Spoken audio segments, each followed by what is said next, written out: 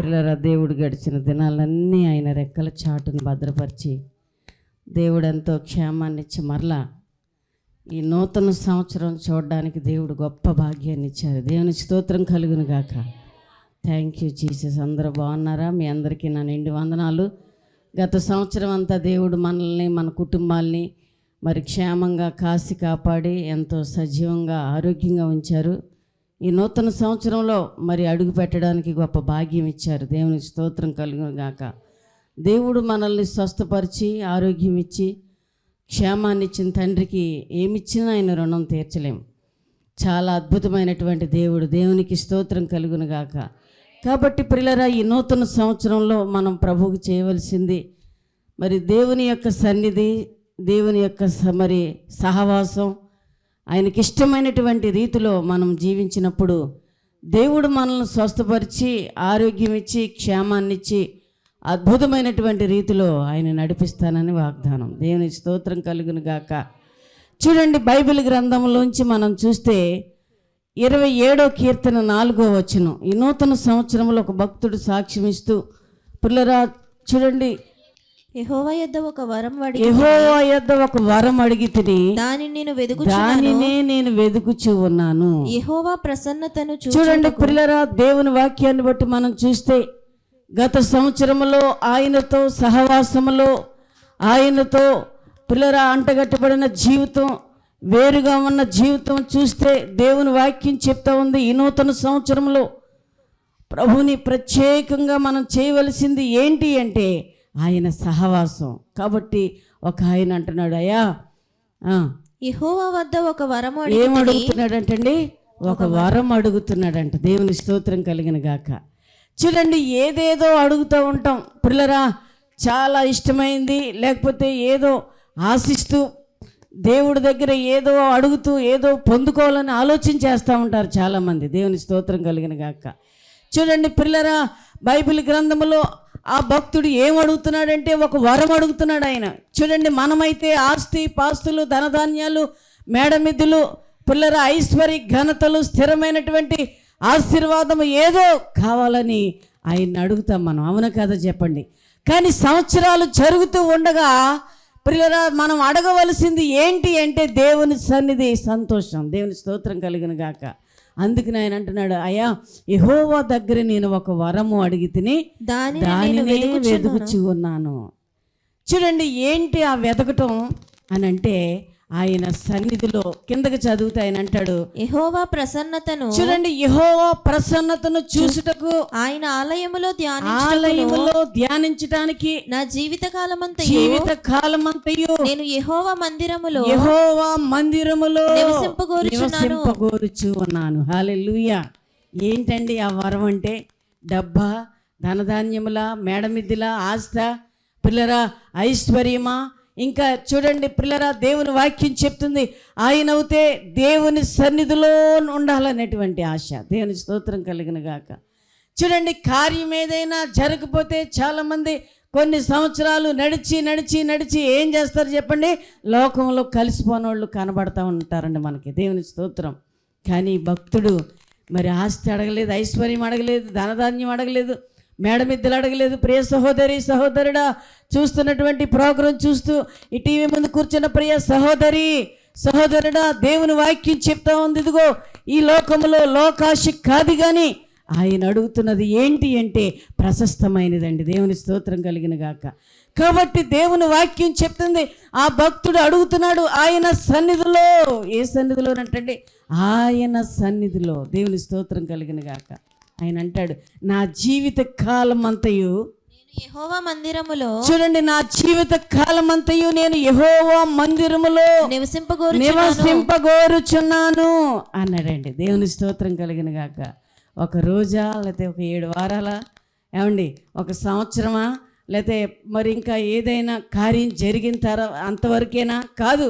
ఆయన చెప్తున్నాడు ఏమనంటే, నా జీవిత కాలం అంతయు, చూడండి, నేను బ్రతుకున్న సంవత్సరాలంతయు అయ్యా నీ సన్నిధిలో ఉండే గొప్ప భాగ్యాన్ని నాకు అనుగ్రహించి తండ్రి, అంతకంటే నేనేం అడగట్లేదు అంటున్నాడండి ఆయన.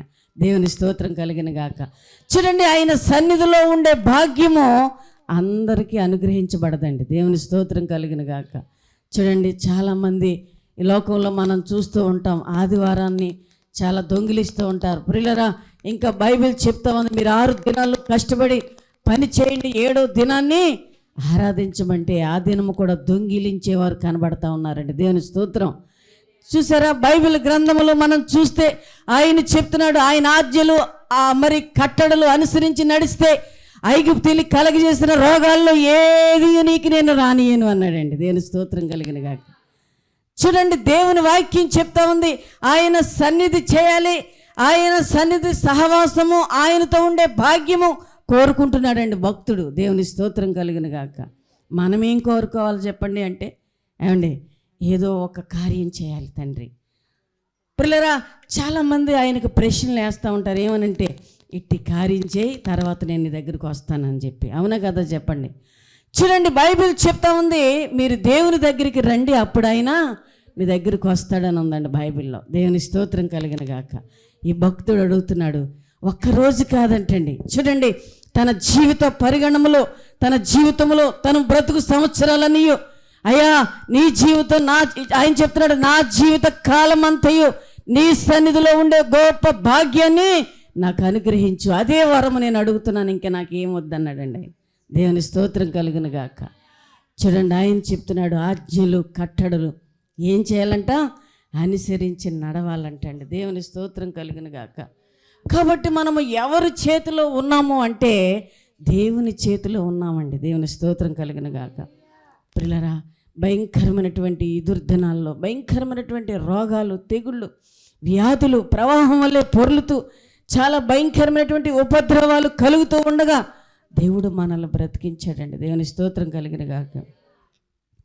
చూడండి, ఆయన సన్నిధిలో ఉన్నప్పుడు, ఆయనతో స్నేహం చేసినప్పుడు, ఆయనతో సహవాసం చేసినప్పుడు, చూడండి, దేవుడు మనకి ఏమి ఇవ్వాలో అది ఆయన ఇస్తాడండి. దేవుని స్తోత్రం కలిగిన గాక. చూడండి, ఆయన వెలుగు, ఆయన ప్రత్యక్షత, ఆయన ప్రభావం అడిగాడండి. తర్వాత పిల్లరా, అదే ప్రకారంగా మనము కూడా ఏం అడగాలి అంటే, సంవత్సరాలు జరుగుతూ ఉండగా ఈ నూతన సంవత్సరంలో దేవుడు ఒక గిఫ్ట్గా నీకు ఇచ్చాడండి. దేవుని స్తోత్రం. ఎందుకంటే ప్రియ సహోదరి, గత సంవత్సరంలో పొందలేకపోయావేమో, గత సంవత్సరంలో ఆశీర్వదించబడలేకపోయావేమో, గత సంవత్సరంలో చిక్కుల్లో ఉన్నావేమో, గత సంవత్సరంలో భయంకరమైన రోగిగా ఉన్నావేమో, భయంకరమైనటువంటి సమస్యలతో నిండిపోయావేమో. కానీ ఈ సంవత్సరంలో దేవుడు నీతో మాట్లాడుతున్నది, ఇదిగో నా చేతిలో నుండి ఎవడు విడిపించలేడు కనుక నిన్ను నేను స్వస్థపరుస్తానంటాడండి. దేవుని స్తోత్రం కలిగిన గాక. అందుకని ఆయన అంటాడు, నేను సజీవుణ్ణి. హల్లెలూయా, హల్లెలూయా. పిల్లల వరాలు ఫలాలతో పాటు యేసు ప్రభు దేవుని సన్నిధిలో ఉండే భాగ్యం ఇచ్చినప్పుడు ఆయన స్వస్థపరుస్తూ నీకు ఏం కావాలో, చూడండి, ఈ లోకంలో ఆరోగ్యము చాలా ప్రాముఖ్యమైనది జీవితంలో. దేవుని స్తోత్రం కలిగిన గాక. ఎన్నున్నా ఏమున్నా ఆరోగ్యం లేకపోతే ఏంటి చెప్పండి అంటే మరి ఎందుకు పనికిరాం. దేవుని స్తోత్రం కలిగిన గాక. చూడండి, ఆయన ఆరాధించాలి అంటే, స్తుతించాలంటే, గణపరచాలంటే, పిల్లరా, ఆయన కలిగి మనము ఉండాలి అంటే దేవుడు మనకు మంచి ఏమివ్వాలి చెప్పండి, ఆరోగ్యాన్ని ప్రసాదించాలండి. దేవుని స్తోత్రం కలిగిన గాక. చూడండి, కోట్లు ఆస్తున్న, ఐశ్వర్యం ఉన్న పిల్లల ఆరోగ్యం లేకపోతే వ్యర్థమండి. అందుకనే ప్రభుని మనం మొట్టమొదటగా ఆయన ప్రసన్నత మన మీదకి వచ్చినప్పుడు, చూడండి, ఆయన ప్రభావం మన మీదకి వచ్చినప్పుడు, ఆయన వెలుగు మన మీదకి వచ్చినప్పుడు మనము సర్వ సత్యములోనికి వెళ్ళగలుగుతామండి. దేవుని స్తోత్రం కలిగిన గాక. అందుకనే చూడండి, బైబిల్ గ్రంథంలో ద్వితీయోపదేశకాండము 32వ అధ్యాయము 39వ వచనములో ఆయన చెప్తున్నాడు, ఏమనంటే, ఇదిగో చూడండి, నేనే దేవుడును, నేను తప్ప వేరొక దేవుడు లేడు, మృతి నందించువాడను, చూడండి, మృతి పొందించువాడను, బ్రతికించువాడను నేనే, గాయపరచువాడను, స్వస్థపరచువాడను నేనే. నా చేతిలో నుండి, చూడండి, నా చేతిలో నుండి విడిపించువాడు ఎవడును లేడు. దేవునికి స్తోత్రం కలిగిన గాక. చూడండి, బైబిల్ గ్రంథములో మనం చూస్తే ఆయన అంటాడు చాలా చక్కని మాట, పిల్లరా, దేవుని ప్రసన్నతను అడుగు, దేవుని సహాయమును అడుగు, దేవుని యొక్క ధ్యానం అడుగు, దేవుని సన్నిధిలో ఉండే భాగ్యం అడుగు, మంచిదే. దాంతోపాటు దేవుడు నీకు సమస్తాన్ని అనుగ్రహిస్తానని ఆయన వాగ్దానం చేశాడు. కాబట్టి ఆయన అంటాడు, మృతి పొందించువాడను, బ్రతికించువాడను నేనే. గాయపరచువాడను చూడండి, గాయపరచువాడను స్వస్థపరచువాడను స్వస్థపరచువాడను నేనే నేనే. ఆయన అంటాడు, నా చేతిలో నుండి విడిపించువాడు ఎవరు లేడు. లేరు. ఒకవేళ డబ్బు అనుకుంటున్నావేమో, బంధువులు అనుకుంటున్నావేమో, బలగం అనుకుంటున్నావేమో, బైబిల్ చెప్తా ఉంది ప్రియులారా నాకు అన్నీ ఉన్నాయని అనుకుంటున్నావేమో, కానీ నీవు ఎవరి చేతిలో ఉన్నావంటే దేవుని చేతిలో ఉన్నావని మాత్రము మర్చిపోకూడదండి. దేవుని స్తోత్రం కలిగిన గాక. చూసారా, ఎవరి చేతిలో ఉన్నాం? దేవుని చేతిలో. ప్రియ సహోదరి, దేవుని చేతిలో. ఆపత్కాలములో ఆయన నమ్ముకోదగ్గ దేవుడు, శ్రమలో నమ్ముకోదగ్గ దేవుడు, కష్టకాలములో నమ్ముకోదగ్గ దేవుడు. చూడండి ప్రియులారా, దేవుని వాక్యం చెప్తుంది, నమ్ముకున్నావన్న పేరు మాత్రం ఉన్నది కానీ నీవు మృతుడివే. కాబట్టి నీ హృదయాన్ని ఎవరికి ఇవ్వాలి అంటే ఈ నూతన సంవత్సరంలో ప్రభుకి అంకితం చేయాలి. దేవుని స్తోత్రం కలిగిన గాక. చూడండి, చాలా సన్నిధి ప్రియులారా, సహవాసములో మనము దేవునితో ప్రియులారా మాట్లాడుతూ ఉన్నప్పుడు, సహవాసము చేస్తూ ఉన్నప్పుడు, మొరపెడుతూ ఉన్నప్పుడు దేవుడు మనకి ఏమిస్తాడు అంటే ఆయన బలాన్ని అనుగ్రహిస్తాడండి. దేవునికి స్తోత్రం కలిగిన గాక. ఏమిస్తాడు చెప్పండి? ఆయన బలాన్ని అనుగ్రహిస్తాడు. అందుకని ఆయన అంటాడు, మృతు పొందించేవాడను బ్రతికించేవాడను. చూడండి, చాలా భయంకరమైనటువంటి చావు బ్రతుకుల్లో ఉన్న వ్యక్తుల్ని మనం ఇతను చచ్చిపోతాడు ఇంకా బ్రతకడు అనే వారిని కూడా దేవుడు బాగు చేశాడండి. దేవుని స్తోత్రం కలిగిన గాక. అవును కదా చెప్పండి ప్రియులారా, చాలామంది మనకు తెలుసు. దేవునికి స్తోత్రం. చూడండి ప్రియులారా, ఇతను బ్రతుకుతాడు పర్వాలేదు అనుకున్న అతను వ్యక్తి ఏమైపోతాడు చెప్పండి? చనిపోతాడండి. దేవునికి స్తోత్రం కలిగిన గాక. ఎందుకు అంటే నీవు ఆయన చేతిలో చెక్కబడ్డావు. దేవుని స్తోత్రం కలిగిన గాక.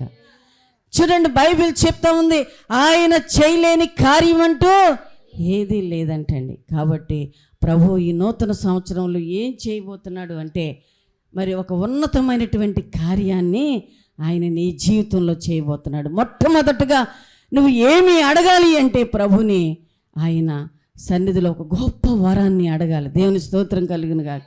ఏంటి ఆ వరం అంటే ఆయనతో కలిసి ఉండేటువంటి వరాన్ని. దేవుని స్తోత్రం. చూడండి, రక్షించబడి బాప్తిసం తీసుకుని చాలా సంవత్సరాలు ప్రభులో గడిపి పిల్లరా వారు కోరుకున్నది జరగకపోయినా, వారు అనుకున్నది జరగకపోయినా చూడండి మరలా వారు ఏం కలిసిపోతున్నారంటే లోకంలో కలిసిపోతూ ఉన్నారు. అందుకనే ప్రభు చెప్తున్నాడు, ప్రియ సహోదరి సహోదరుడా, దేవుని వాక్యం చెప్తుంది ఆయనకి మహిమ తెచ్చేలాగా మనము బ్రతకాలంటండి. దేవునికి స్తోత్రం కలిగిన గాక. క్రీస్తులో జీవించే నీవు, ప్రభుతో సహవాసము చేసే నీవు, ప్రియ సహోదరి, గత సంవత్సరంలో ఎలా జీవించావో కానీ ఈ నూతన సంవత్సరంలో రక్షించబడిన నీవు, సహవాసము చేస్తున్నటువంటి నీవు ఆయనకి ఇష్టమైనటువంటి రీతిగా బ్రతకాలంటండి. బైబిల్ చెప్తా ఉంది. చూడండి, మనం చూస్తే 2వ దినవృత్తాంతాలు చాలా చక్కని మాట. బైబిల్ గ్రంథములో ఆయన చాలా విషయాలు బోధిస్తుంటాడు. 7:14 చూడండి, చాలా అమూల్యమైన విషయంలో. కాబట్టి ఆయన అంటాడు, నా పేరు పెట్టబడినటువంటి నా జనులు తమ్ము తాము తగ్గించుకుని ప్రార్థన చేసి నన్ను వెదకి తమ చెడు మార్గములను విడిచిన చూడండి, నూతన సంవత్సరంలో చేయవలసింది ఏంటి అంటే తన చెడు మార్గాన్ని విడిచిపెట్టి ఆకాశం నుండి వారి ప్రార్థనను విని. హల్లెలూయా, హల్లెలూయా. ఆయన అంటాడు, చాలా సంవత్సరాల నుంచి రక్షించబడ్డానండి అంటారు చాలామంది. చూడండి, చాలా సంవత్సరాలు అయిందండి, మరి 30, 50 వారు చెప్తున్న సాక్ష్యం. దేవుని స్తోత్రం కలిగిన గాక. కానీ పిల్లరా, బైబిల్ గ్రంథంలో మనం చూస్తే ఆయన అంటాడు, దేవునికి మహిమకరముగా, దేవునికి ఇష్టపూర్వకంగా, మనసు పూర్తిగా మనం ఈ నూతన సంవత్సరంలో ఆయనకి దగ్గరైపోవాలండి. దేవుని స్తోత్రం కలిగిన గాక. చూసారా, ఆయన అంటాడు, నా పేరు పెట్టుకున్న నా ప్రియ బిడ్డలో ఎలా ఉండాలంట? చూడండి, తమ్ము తాము తగ్గించుకొని ప్రార్థన చేస్తూ వెదికి చూడండి తమ చెడు మార్గాన్ని విడిచిపెట్టి, అప్పుడు ప్రభు అంటాడంటే ఎక్కడి నుంచి వస్తున్నాడంటే ఆయన ఆకాశములో నుండి ప్రార్థన విని వారి పాపమును క్షమించి చూడండి పాపములను క్షమించి వారి దేశాన్ని అనగా ప్రియులారా వారి కుటుంబాన్ని, వారి యొక్క హృదయాన్ని ప్రియులారా బైబిల్ చెప్తా ఉంది ఒక ప్రత్యేకమైనటువంటి రీతిలో ప్రభు వాగ్దానం చేశాడు. ఏమని అంటే చెడు మార్గాన్ని విడిచిపెడితే నీ ప్రార్థన నేను వింటాను. దేవుని స్తోత్రం కలిగిన గాక. హల్లెలూయా. చూడండి, నీ ప్రార్థన విని నీకు నేను జవాబిస్తాను, నిన్ను స్వస్థపరుస్తాను అని చెప్పాడండి. దేవుని స్తోత్రం కలిగిన గాక. హల్లెలూయా. చూడండి ఎంత గొప్ప దేవుడు ఆయన. ఆయన వాగ్దానం చేస్తూ చాలా సంవత్సరాలు ప్రియులరా చూస్తూ మరి దేవుడు మన ప్రియ మరి కార్యాలు, ఎందుకంటే ఆయన చేయలేని కార్యం అంటూ ఏది కూడా లేదంటండి. దేవునికి స్తోత్రం కలిగిన గాక. కాబట్టి ప్రభు చెప్తున్నటువంటి ముఖ్యమైన మాటలు ఏంటంటే, ప్రియులరా ఈ నూతన సంవత్సరంలో నీ హృదయాన్ని ఎవరికి ఇవ్వాలి చెప్పండి? దేవునికి ఇవ్వాలి. దేవునికి స్తోత్రం. అంతేకాదండి, దేవుని వాక్యం చెప్తుంది, ఆ భక్తుడు ఏమని అడుగుతున్నాడు? అయ్యా ఒక మంచి వరం కావాలి. ఏంటి ఆ వరం? చూడండి, నేను ఒక వరమును అడుగుతున్నాను. వరం చూడండి ప్రియులరా, వరాలు ఫలాలు ఎవరి చేతిలో ఉన్నాయంటే ఆయన చేతిలో ఉన్నాయండి. దేవుని స్తోత్రం కలిగిన గాక. బైబిల్ గ్రంథములో మరి ప్రియులరా చాలామంది భక్తులు మనం చూసాం. ఎంతోమంది భక్తులకి ఎన్నో వరాలు ఫలాలు ఇచ్చి, ఎంతో గొప్ప అభిషేకాన్ని ఇచ్చి, ఒక ప్రత్యేకమైనటువంటి రీతిలో ఆయన కార్యం చేశాడండి. దేవుని స్తోత్రం కలిగిన గాక. అవునా కాదా చెప్పండి? ఆయన అంటాడు, నా చేతిలో నుండి ఎవడు మిమ్మల్ని విడిపించలేడు, నిన్ను స్వస్థపరిచేవాడని నేనే. చూడండి, చాలా లక్షల మీద ఖర్చు అయినా స్వస్థత లేకుండా ప్రియులరా వారి యొక్క భయంకరమైనటువంటి శ్రమలు పాలైన వారు ఎంతోమంది కనబడతా ఉన్నారు. అవునా కదా చెప్పండి? కానీ ఆరోగ్యం ఎవరి చేతిలో ఉంది? దేవుని చేతిలో. దేవుడు మనకి ఆ వరాలు ఫలాలతో పాటు ఆయన సన్నిధిలో ఉన్నప్పుడు, ఆయనతో మరి ఏక మనసు కలిగి ప్రార్థన చేసినప్పుడు, మొరపెట్టినప్పుడు దేవుడు ఏమిస్తాడు అంటే ఆరోగ్యాన్ని ఇస్తానని వాగ్దానం. దేవుని స్తోత్రం కలిగిన. హల్లెలూయా. మీ దేవుడైన యెహోవా వాక్కును శ్రద్ధగా విని, చూడండి, నీ దేవుడైన యెహోవా వాక్కును మీరు శ్రద్ధగా విని ఆయన దృష్టికి న్యాయమైనది చేసి, న్యాయమైన నిర్గమ 15:26 బైబిల్ చెప్తా ఉంది. ఆయన దృష్టికి న్యాయమైనది చేసి, న్యాయమైనది చేసి ఆయన ఆజ్ఞలను విధేయులై ఆయన కట్టడలన్నిటిని అనుసరించి నడిచిన ఎడల నేను ఐగుప్తులకు కలగజేసిన రోగములో ఏది నేను మీకు రానియను, నిన్ను స్వస్థపరిచే యెహోవాను నేనే అనెను. Thank you father. చూడండి, ప్రభు వాగ్దానం, నిన్ను స్వస్థపరుస్తాను, నిన్ను బాగు చేస్తాను. చూడండి ప్రియులరా, నిన్ను గాయపరచువాడను నేనే. ఎంతో భయంకరమైన గాయాలు, ఎంతో భయంకరమైనటువంటి ఉపద్రవం మన మీదకి వచ్చిన ఆయన దృష్టి మన మీద ఉన్నప్పుడు మనకేమవుతుందో చెప్పండి? సంపూర్ణమైన ఆరోగ్యాన్ని ఇస్తానని వాగ్దానం చేశాడండి ఆయన. దేవుని స్తోత్రం కలిగిన గాక. చూసారా పిల్లలు, ఆయన అంటాడు చాలా చక్కని మాట. ఏం వినాలంటే మనం ఆజ్ఞలు కట్టడలు అనుసరించి నడవాలంటండి. దేవునికి స్తోత్రం కలిగిన గాక. చూడండి, అలా నడిస్తే దేవుడు ఒక అద్భుతమైన కార్యాన్ని చేస్తానని ఆయన వాగ్దానం చేశాడు. దేవుని స్తోత్రం కలిగిన గాక. శ్రమలో ఉన్నప్పుడే కాదండి ప్రియులారా, బైబిల్ చెప్తా ఉంది, శ్రమలో ఉన్న వారిని ఎంతోమందిని దేవుడు బాగు చేశాడు. మరొక వ్యక్తిని మనం చూద్దాం. 2వ దినవృత్తాంతాలు చూడండి, 33వ అధ్యాయంలో ఒక వ్యక్తి కనబడతా ఉన్నాడు ఆయన ఇక్కడ. దేవుని స్తోత్రం కలిగిన గాక. చూడండి ప్రియులారా, 12వ వచనం బైబిల్ గ్రంథములో మనం చూస్తే, అతడు శ్రమలో ఉన్నప్పుడు, చూడండి ప్రియులారా, అతడు శ్రమలో ఉన్నప్పుడు ఎవరు? బతిమాలుకొని తన పితరుల దేవుని సన్నిధిని తను తాను బహుగా తగ్గించుకొని ఆయనకు మొరలిడగా, ఆయన అతని విన్నపములను ఆలకించి యెరూషలేమునకు అతని రాజ్యమునకు అతని తిరిగి తీసుకొని వచ్చినప్పుడు, చూడండి ప్రియులారా, యెహోవా దేవుడై ఉన్నాడని మనిషే తెలుసుకొని. చాలండి, దేవుని స్తోత్రం కలిగిన గాక. బైబిల్ గ్రంథంలో మనం చూస్తే ప్రియులారా చాలా చక్కని మాట. అతడు శ్రమలో ఉన్నప్పుడు, ఎక్కడున్నాడంట ఆయన? శ్రమలో ఉన్నప్పుడు, నిజంగా చాలా శ్రమలో ఉన్నప్పుడు, కష్టకాలంలో ఉన్నప్పుడు ప్రియులారా దేవుని యొక్క ప్రణాళిక, ఆయన ఉద్దేశం. చూడండి, ఇక్కడ ఒక వ్యక్తి శ్రమలో ఉన్నాడంట. పిల్లరా, శ్రమలో ఉన్నప్పుడు ఏం చేశాడంట ఆ వ్యక్తి?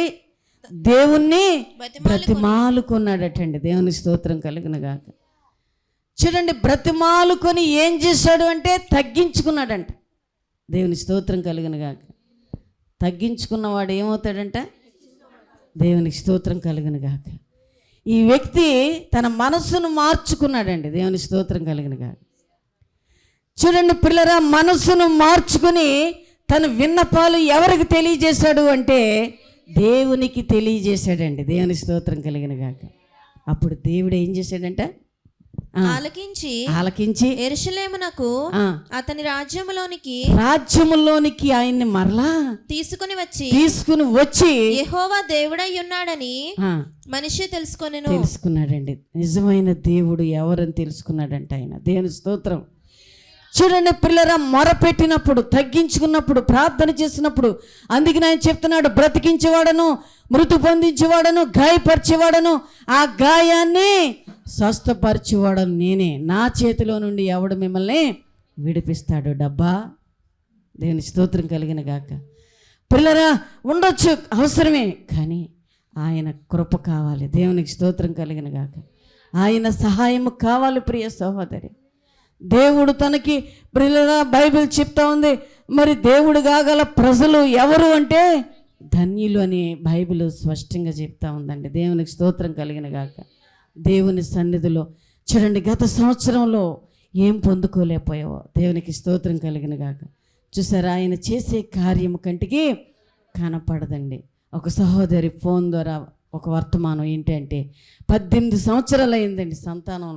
ఒక బాబు పుట్టాడు, 18 సంవత్సరాలు వచ్చినాయి, మరలా సంతానం కలగలేదండి. దేవుని స్తోత్రం. చూడండి, దేవుడు ఈ నూతన సంవత్సరంలో ఏంటి ఆ శుభం అంటే, మరలా ఆమెకి దేవుడు గర్భఫలాన్ని ఇచ్చాడండి. దేవుని స్తోత్రం కలిగినగా. చూడండి, సంవత్సరాలు జరుగుతూ ఉండగా దేవుడు తన పిల్లలకి ఏది అవసరమో అది ఇస్తానని ఆయన వాగ్దానం చేశాడు. కాబట్టి మొట్టమొదటగా మనకి ఏదో వచ్చేయాలని అడగటం కాదు, కానీ ప్రభుని ఏం అడగాల? ముందు వరాలు అడగాలంటండి. దేవుని స్తోత్రం. ఏం అడగాలి ప్రభుని? ఆయన సన్నిధి, సహవాసం అడగాలి. అంతేగాని నాకు అది చేయ, అది సంపాదించాలి, ఇది సంపాదించాలి, అది కొనాలి, ఇది కొనాలి, ఇంకా ఏదో చేయాలి అని లోకాశల్లో పడి ఎన్నో ఎన్నో ఎన్నో దేవుని స్తోత్రం కలిగిన గాక. ఏమండి, కొంతమందిని అడిగితే ఏం చెప్తారు? ఇంకా ఏదో కొందాం అనుకుంటున్నానండి, ఈ సంవత్సరం కొనాలా. దేవుని స్తోత్రం. చూడండి పిల్లరా, ఆస్తి, ఐశ్వర్యము, ధనధాన్యములు, మేడమిద్దులు, ఇంకొక 50 ఎకరాలు కొనాలనే ఆలోచన. చూడండి, దేవుని వాక్యం చెప్తుంది. మనమైతే ఏం చెప్పాలి, ఏం అడగాలి అంటే, ఆ తండ్రి దగ్గర ఒక వరం అడుగుతున్నాడండి ఆయన. అయ్యా, నీ సన్నిధిలో ఉండే భాగ్యము, దేవుని సన్నిధిలో ఆదివారం ఆరాధించే భాగ్యము, పిల్లరా ఉపవాసం ఉండే భాగ్యము, సహవాసం చేసే భాగ్యము, సాక్ష్యం ఇచ్చే భాగ్యము, ఆయనతో నడిచే భాగ్యము, ఆయన దగ్గర వరాలు ఫలాలు అడిగే భాగ్యము, ప్రసన్నత కావాలని పట్టుతో అడిగే భాగ్యము, ఉపవాస దీక్షలో. చూడండి, ఇలాంటి భాగ్యం ఆయన అడగాలండి. దేవుని స్తోత్రం కలిగిన గాక.